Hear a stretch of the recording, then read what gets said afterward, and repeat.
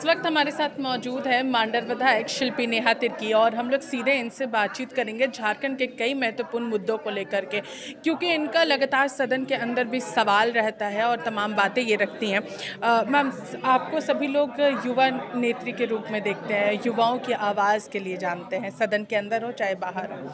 आपने कई जो स्टूडेंट्स हैं उन लोगों को अपना समर्थन दिया था, जो अभी फ़िलहाल राजभवन के पास बैठे हुए जो टेट पारा शिक्षक है, उन लोगों को आपने समर्थन दिया था कि हम आपके साथ हैं, आपकी मांग जायज़, आपको वेतन मिलना चाहिए। देखिए, पारा शिक्षकों का जो मांग है वो हम लोग लगातार हमारी सरकार तक पहुंचाते रहे हैं। बहुत सारी चीज़ें हैं जो सिस्टम के तहत होके गुज़रती है और मुझे लगता है सिस्टम के तहत वो जा रही है और इसमें जो आखिरी निर्णय होगा वो माननीय मुख्यमंत्री जी का होगा, क्योंकि विभाग भी उन्हीं के पास है। तो हमें कुछ वक्त लेके उनके जो आखिरी उनका निर्णय होना है उसके लिए इंतज़ार करना चाहिए हमें। क्या आपने मुख्यमंत्री से इस मामले को लेकर के बातचीत की है?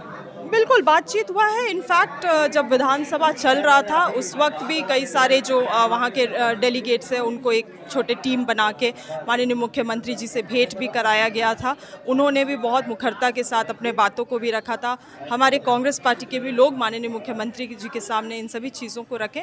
जैसे कि मैंने कहा कि चीज़ें जो है सिस्टम से गुजरती हैं और इस राज्य में बहुत सारी चीज़ें ऐसी हैं कि पिछले 20-15 साल से उलझा के रखा गया है। वो तमाम चीज़ों को सुलझाते हुए कैसे हम लोग तरीके से सब चीज़ों को और या सभी लोगों को उनका अधिकार दिला पाए, ये हमेशा से हमारा चिंता रहा है। वो हम करते भी हैं, किंतु इतने सालों का जो चीज़ है उसको तुरंत अंडू करना इतना आसान नहीं है। इसलिए आम लोग भी या जो अपने अधिकार के लिए मांग करें वो भी इन चीज़ों को समझें, क्योंकि हम ऐसा नहीं चाहते हैं कि कुछ जल्दबाजी में हम लोग कुछ ऐसा करें कि आगे जाके वो फिर कहीं ना कहीं एक तरीके से अटक जाए या उसको चैलेंज किया जाए। झारखंड में सबसे बड़ी बहाली आ रही थी शिक्षकों के लिए, 26,000 शिक्षकों की, उसमें हाईकोर्ट ने रोक लगाया। सीआरपी बीआरपी की ओर से जो केस फाइल किया गया था उसके बाद इस पर रोक लगाया गया है। आप इसे किस तरीके से देखते हो, क्योंकि ये कई सारे लोगों की उम्मीद का टिकी हुई थी इस 26,000 शिक्षकों की बहाली पर? नहीं, बिल्कुल। देखिए, मुझे लगता है कि इसको रोक कहना या जैसे मैंने न्यूज़ में भी देखा है जो लोग इसको रद्द कह रहे हैं, ये शब्दों का प्रयोग ठीक नहीं रहेगा। हाई कोर्ट ने सरकार को जो लोग केस किए थे, हाई कोर्ट ने सरकार को अपना मंतव्य मांगा है। सरकार इसमें अपना रिस्पॉन्स देगी, प्रोसीडिंग्स होगा, कार्रवाई होगा और उसी अनुसार काम होगा। देखिए, आपने हमेशा देखा है ये एक ट्रेंड रहा है और या तो अब तो एक ट्रेंड बन गया है झारखंड में। कोई भी नीति आती है, कुछ भी पॉलिसी लाया जाता है, कोई भी नियम लाया जाता है तो तुरंत कुछ ऐसे लोग हैं जो जाके कोर्ट में चैलेंज कर देते हैं। आज होमगार्ड का भी यही मामला है।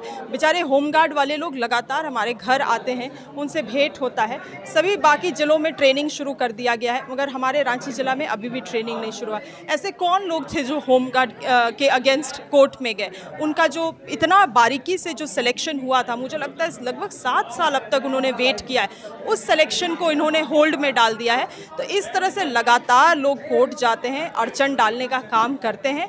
मुझे विश्वास है कि जो संघर्ष लोग कर रहे हैं उसका एक सही नतीजा निकलेगा, जो सही है उनको न्याय मिलेगा। मैम, कुर्मी आंदोलन को कैसे देखती है, क्योंकि उनका लगातार मांग है, रेल रोको अभियान भी उनके द्वारा चलाया जा रहा था, कई सारे लोग इसको लेकर के सड़क पर उतरे थे।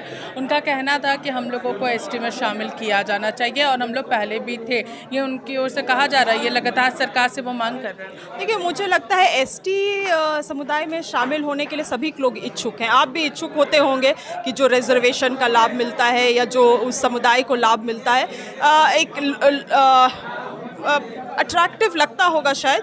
मगर देखिए, आज आदिवासियों का भी ये हाल है कि आज आप जाइएगा तो गांव घर में या आदिवासी समुदाय में जाइएगा, सबसे पिछड़ा समाज है वो हमारा आदिवासी समाज है। हम में से कुछ लोग जो पढ़ लिख गए हैं वो ही केवल आगे निकल पाए हैं, नहीं तो आज भी शिक्षा के मामले में, प्रतिनिधित्व का मामले में, तमाम चीज़ों में हम पीछे हैं, वंचित हैं और उलझाए हुए हैं।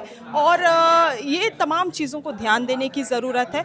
और आज मेरा चिंता एक आदिवासी होने के नाते, एक आदिवासी नेता होने के नाते मेरा यही चिंता रहता है, जो पहले से आदिवासी है, by blood, bye DNA, by birth, उनको हम लोग संरक्षण कैसे दें। चाहे लोहार जाति हो, चाहे